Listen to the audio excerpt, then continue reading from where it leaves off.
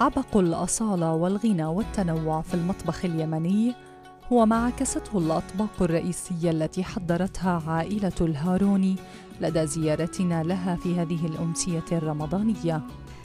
هذه اسمها الشفوت، ونحضرها أول شيء بتجهيز اللحوح، وبعدين نجهز الخلطة اللي هي عبارة عن الزبادي أو اللبن مع بعض الخضرة زي الكبزرة والثوم وكمان الفلفل الأخضر. بنحط الخلطة فوق اللحوح. اللحوح اللي هو العجين؟ أيوة، هي عبارة عن خبز معمول بطريقة معينة، مش خبز عادي، وبنسيبه لفترة بحيث إنه الخبزة تتشرب الزبادي، ما تتحطش في الفرن وتتاكل مع السلطة.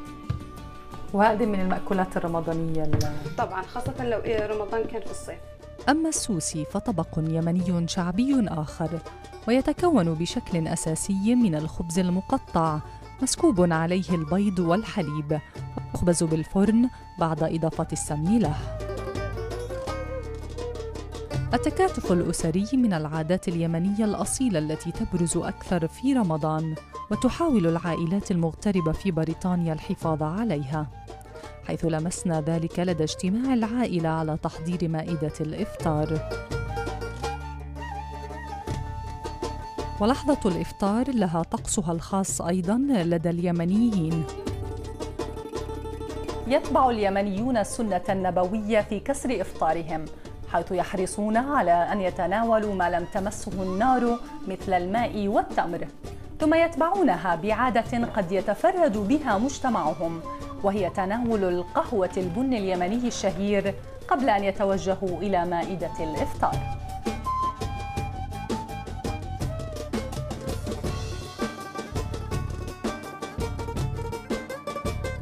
عندما تجلس العائلة لتناول الإفطار تبدأ بالشوربة التقليدية. تفضلي، هذه شوربة يمنية، شوربة حليب مكونة من القمح والحليب.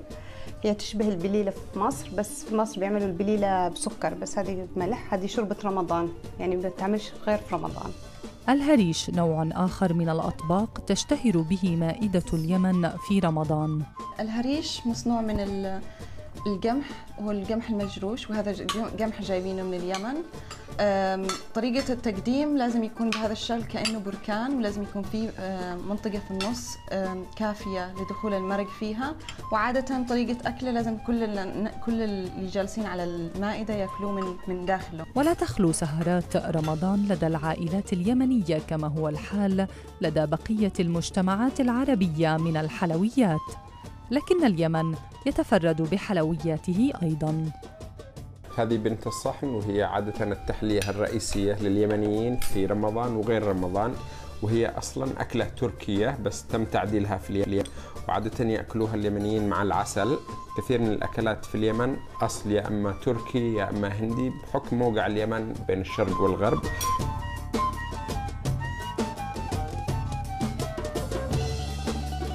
سما حمدان، لندن، BBC.